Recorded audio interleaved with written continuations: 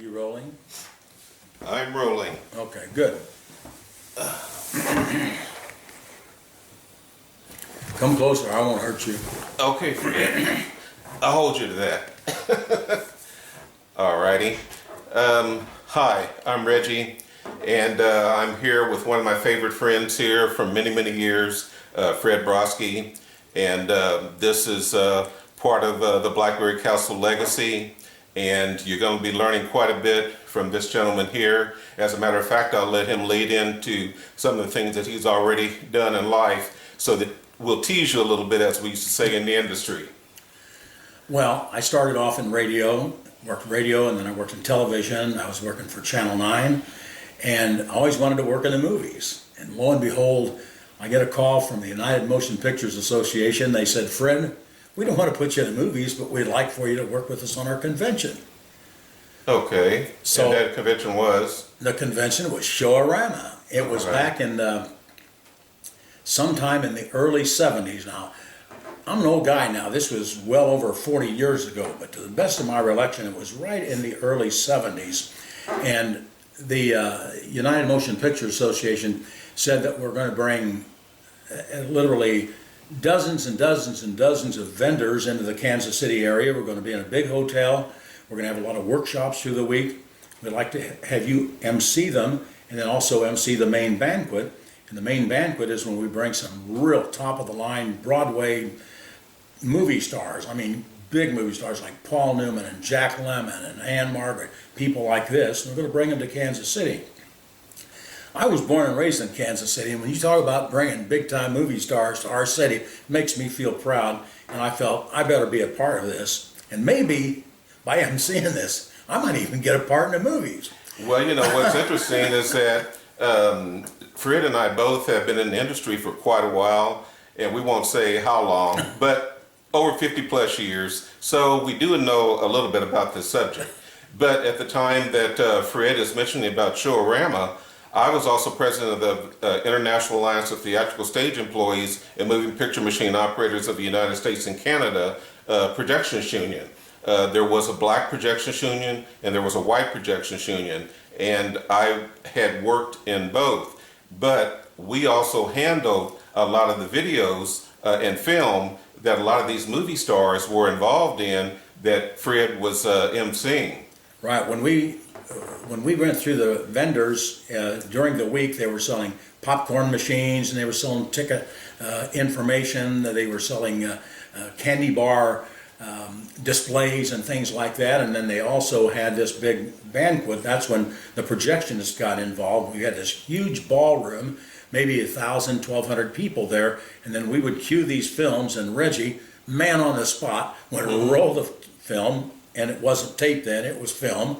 And we would show several of these trailers, and then we would possibly interview the producers, the directors, and have the main actors of the shows come up and say a few lines and accept an award. And it was really a big deal.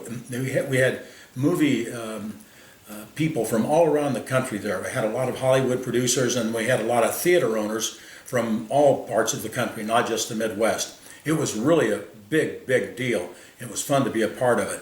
I was a part of it for about 5 or 6 years or so, and it was really something that Kansas City was proud of. And at the same time we were doing this, I was also doing the local weather show on Channel 9, and it was quite a deal when you're working television, and then all of a sudden you put the chroma key down and you put your aides that you're working with in television down, and you go down and grab a mic and you MC this convention with big-time movie stars. Quite different than working with the local weather guy and work with the local sports guys.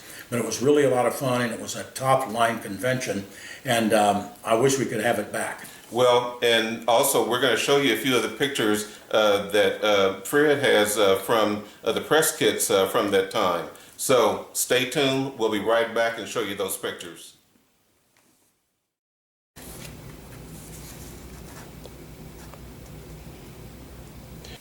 Okay, now we're back in there. Are you in there? Let's get closer. Yeah, we're in there. We rolling? And we're rolling. Okay. Reggie, I want to tell you some things. Box Office Magazine was a regular attendee at all of the Showarama conventions. He gave us a lot of great write-ups, a lot of good news stories, and they were always on the spot. And we're talking stars. Now, you know this guy, Rory Scheider. The Jaws. He's the only guy that can kill a great white shark and take care of him in big time in about 2 hours and 20 minutes. A great guy. It's a great movie, man. It was really big. I'll never forget, we played the trailer to this movie, and it was that shark song all along. Do-do-do-do-do-do-do-do-do.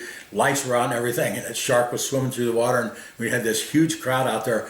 God, people, they could hardly breathe. And then it said, you got to see it like that. Come into your local theater, and the lights came up, and I said, the swimming pool is closed. It was so neat. It was a great movie. Did you ever get a chance to meet Steven Spielberg? No, I didn't. You never did? Kind of one of those. Okay. No, never did. This is Anne Margaret, and she was just a great actress. She was in a jillion movies. She was one of our stars. And remember when Star Wars came out, everybody said, well, I'm not sure that's going to be a very good movie, or maybe it's going to be a flash in the pan. Well, there's R2D2,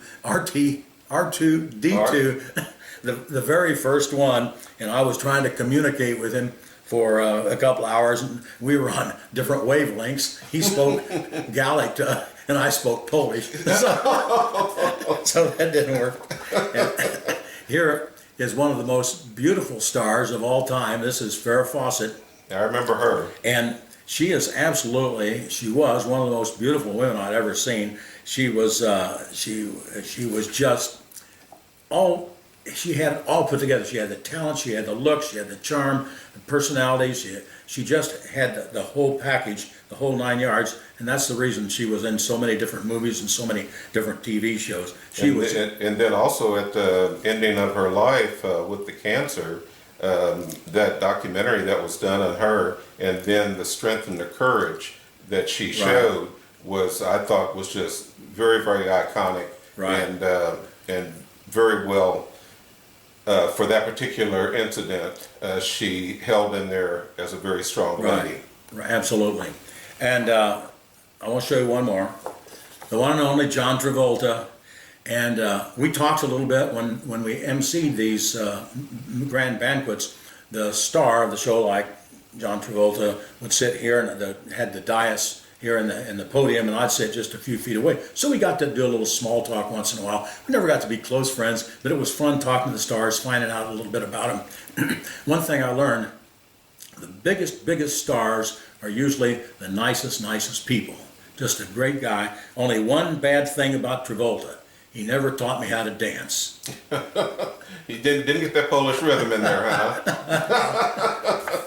Well, Fred, it sounds like, things are really, really great. I know that for myself, I know that I really enjoyed it, especially running the shows, showing the trailers that we were a part of, our particular union, as far as the film production, the makeup artists, which were involved in the United States and Canada, and then, of course, even meeting great MCs like yourself. Now, you had mentioned earlier, you said that you were in Channel 9. Now, I remember Bowling for Dollars. Right. When did that start in Channel 9? Bowling for Dollars started about 1970, and it lasted for 7 years. And we did that show on Monday and Tuesday night at the studio. We did 3 shows Monday night, 3 shows Tuesday night, and it was on the air every night between 6:30 and 7. A fun show with all local people, and it was a ratings getter for 7 years. Oh, that was great. And then you also did weather for Channel 9, was that correct? I did weather for Channel 9 for about 10 or 12 years full-time and a couple of years part-time, and then I moved over to Channel 5. I've got one more story I want to tell you about Paul Newman. He was there. I don't have a picture of Paul Newman for some reason or other. The cameraman was never at the right place, or I was at the wrong place, or whatever. And Paul Newman is one of my all-time favorite actors. I just loved him in The Sting. He was just nothing short of stupendous. But he's up on the dais, and we have this real fancy meal served to us, and they had champagne and wine of your choice, one thing or another. And he rolls his chair over to me and says, I'm not a wine drinker, and I don't drink champagne. And I says, what do you want, Paul? He says, could you ask somebody to get me some Coors beer? So So I secretly kind of went over to one of the waiters and had him come over, and I said, could you get us a 6-pack of cold Coors and a couple of hard-boiled eggs? And he says, for Paul. I says, right. So he gave us a high sign. We sat up there and talked auto racing for about 30 minutes before he made his presentation. Oh boy, yeah, he always seemed. I remember when Paul Newman and his wife Joanne were here for Mr. and Mrs. Bridges, and they shot that here in Kansas City. And I remember they were really, really nice people also at that time. So as you had mentioned earlier, a lot of the times some of the biggest stars are really the nicest people that you can meet. No doubt about it. And cut.